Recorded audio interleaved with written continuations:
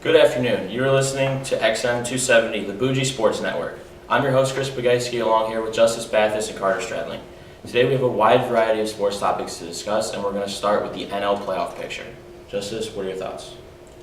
Well, when you really look at it, you got the NL West, and that's a really scary division. You have four teams that are, no one just stands out. Right now the Diamondbacks are pulling away, and the Dodgers are right behind them, and I'm looking right now at the Dodgers to make a move because your team is built to win now. You have Kershaw on his last year of a deal, and he has a player option. He can leave if he really wanted to.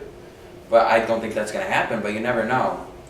Now, you also have San Francisco in that division, too, and they're an interesting team because of the fact that they acquired Longoria, they got McCutchen, they got two guys that have been there, done that kind of guys, been all-stars, perennial all-stars. They're awesome players. You add that to franchise with Posey, Bumgarner, I think they can make a push, too. You got a good bullpen. As long as Bumgarner can stay healthy, I think they can make a run at that division. But right now I'm looking at the Dodgers to pull away with that division. Arizona will be the wild card in my opinion. Yeah, I agree. I think the Dodgers are mostly in win now mode. I think they're going to go for a lot of big acquisitions at the deadline. I think they're really hoping to make a strong bid to get Manny Machado. You know, if they could get him, that would really improve their shortstop production and give them a great offense, most potent offense in baseball probably. So look for them to pull away with the division, and probably the Diamondbacks will take second. To quick piggyback off Manny Machado, do you think he lands with the NL club or an AL club? I think he's going to NL. AL's loaded with shortstops, as you can tell by that all-star race. They have a lot of guys, and when you look at the teams that are probably going to go to the playoffs, Dodgers stand out because of the Seager injury. Now, it just depends on the asking price, because now the Orioles are trying to ship him and Britton together. The only team I could possibly see in the AL acquiring him is the New York Yankees. Absolutely, and I think the Orioles are also a little bit reluctant to trade him to a team in the AL that they're going to be competing with a lot in future years. Not really competing. Yeah. For me, I believe Manny Machado best fits with either the Dodgers or the Brewers. They both have prospects that they can build a nice package around to try to convince Orioles to part with Machado and possibly Britton. So it'll be interesting to see where Machado ends up in the next few weeks. Yeah, moving on to NL Central, as you brought up the Brewers, they're an interesting ball club because last year around this time, exactly, they were beating the Cubs. What were they, 6 or 7 up on the Cubs? Cubs came back, they slumped, that was over. Cubs were kicking their butt second half of the year.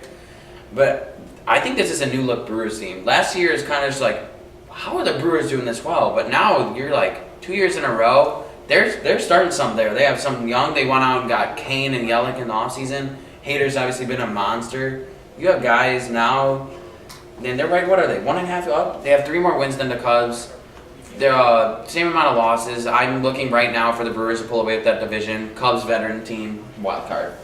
Absolutely. I think that's a very good possibility, but I think this division really hinges on the return of Yu Darvish and whether he can come back from his injury and be able to sustain the great production that he's had in past years. Because earlier on in the year, he had a 6 or 7 ERA. He wasn't doing very well, not living up to the big contract. So I think the Cubs really need you to come back and give him a great second half in order for them to have a chance at the division title. Definitely, not just Yu Darvish himself, but the Cubs pitching staff itself really will be the X factor if the Cubs will take over the Brewers. The Cubs will most likely need to deal for maybe like a middle of the rotation guy, back end of the rotation starter, just to kind of solidify the rotation, because when you throw out Lester, Hendricks, Q, and Montgomery, who's been doing really well as the 5th starter, Tyler Chatwood has been really struggling, so if you can bring in another guy to kind of solidify that rotation, maybe move Chatwood to the bullpen, the Cubs could definitely reclaim this division. And moving on to the NL East, right now you have a 2-way tie for a division lead with the Atlanta Braves and Philadelphia Phillies.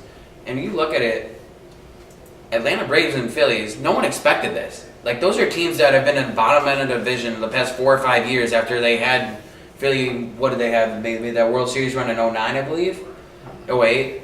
And then you also have the Braves, who have been in an awful rebuild for the past 6-7 years. I mean, the rebuild's been good, but being a fan, I just feel bad. But now you got guys like Albies, Acuna. You have all these guys coming up, and guys like Newcomb, Swanson are gaining experience. These are a young core team, and now you have veterans surrounding them with Markakis and Freeman. Why not the Braves?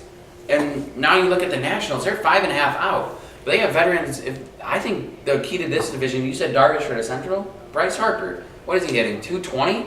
Come on now, Bryce. This is your time. You're on a contract year. You want that money? You're gonna have to start hitting. Absolutely. I think really Washington can try and make a huge comeback. You know, their bullpen struggled a little bit, so they need to get a couple arms in there before the deadline, really solidify that. But I think the Phillies are going to probably have a second half struggle. You know, they got a lot of young guys, you know. A few guys have been struggling, like Maikel Franco. He hasn't had too good of a year, but I think the Braves can stick it out and be able to win this division with Washington probably coming in second here if Bryce Harper can put it all together. Yeah, my pick for the division is definitely Atlanta. I like the young talent that they have, and they've been doing so well. The veterans pulling in, doing their work. Markakis being a first-time All-Star this year, being a starter. That team's really coming together, and I like what they can do. Now moving on to AL, it's pretty much set in stone right now. You got Boston and New York; they're in, and unless something crazy happens. And obviously you have Cleveland. The Central's the worst division in baseball. You have 4 teams that are well under 500, and now you're moving on. You have the AL West. You got Houston, World Series champs last year. They're obviously winning that division, in my opinion. Now you have Seattle, awesome year. You look at that team; they're just guys that they've acquired, and they're working really well. Mitch Haniger came out of nowhere; he's doing awesome.